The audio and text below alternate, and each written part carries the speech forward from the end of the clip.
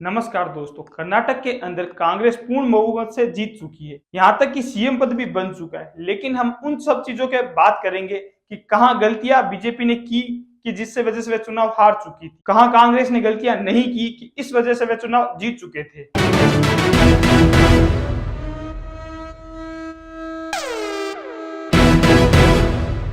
कर्नाटक चुनाव के अंदर भाजपा को एक तगड़ा झटका मिला। कांग्रेस पूर्ण बहुमत से पास हो चुकी थी। यहां तक कि देवगौड़ा परिवार के नेतृत्व करने वाले जनता दल को भी करारा जवाब मिला है, जिसमें त्रिशंकु विधानसभा के अंदर किंग मेकर की भूमिका निभाई। कर्नाटक के अंदर 224 सीटें थी, जिसके अंदर 135 सीटों में कांग्रेस ने अपना हाथ मारा। वहीं 66 सीटों में बीजेपी का दबदबा रहा और 19 सीटों पर जेडीए ने अपना हाथ मारा था।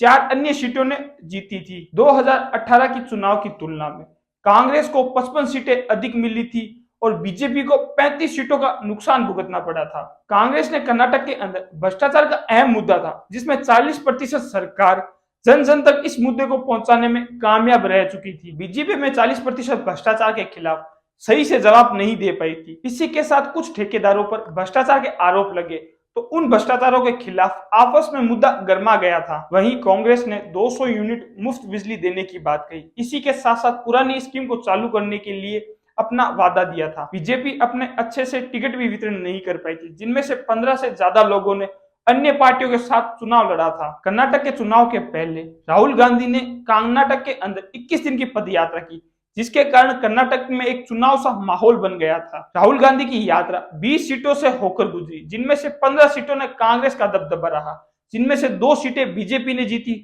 और 3 सीटें जेडीए सरकार ने जीती। कर्नाटक के चुनाव के अंदर बीजेपी में काफी गुट देखे। सीएम पद के लिए छोड़ चुके बीएस येडियुरप्पा और सीएम पद के लिए बसंत राज, दोनों के अलग अलग गुट देखने को मिले थे। इसी के साथ साथ बंबई और बीएल संतोष के आपस में अलग अलग गुट देखने को भी मिले थे। कांग्रेस लंबे समय से एकजुट होकर आक्रामक रूप से प्रचार किया। उसने भाजपा को भाजपा की भाषा में ही जवाब दिया था। बीजेपी उत्तर व दक्षिण की लड़ाई में कामयाब नहीं हो पाई थी। वहीं साथ कांग्रेस ने उत्तर व दक्षिण की लड़ाई के अंदर कामयाबी से खड़ी रही। मल्लिकार्जुन के अध्यक्ष बनने के बाद राज्य के कार्यकर्ताओं के अंदर एक मनोबल सा बढ़ चुका था, क्योंकि वे गैर गांधी परिवार से बिलोंग करते थे। कर्नाटक के चुनाव के अंदर बीजेपी ने 4% आरक्षण मुस्लिम खत्म करने की बात कही। वहीं कांग्रेस ने 75% कोटा बढ़ाने का वादा कर दिया था। वहीं बीजेपी वालों की टैगलाइन थी कि अब की बार मोदी सरकार नहीं चल पाई। वहीं कांग्रेस की टैगलाइन थी कि नफरत के बाजार में मोहब्बत की दुकान खोलने आया हूं। यह टैगलाइन लोगों को काफी पसंद आई। अगर आपको इस वीडियो के अंदर वैल्यू मिलती है तो इस चैनल को सब्सक्राइब करना ना भूले। यह चैनल आपके लिए तो फ्री है, लेकिन हमारी काफी हेल्प हो सकती है।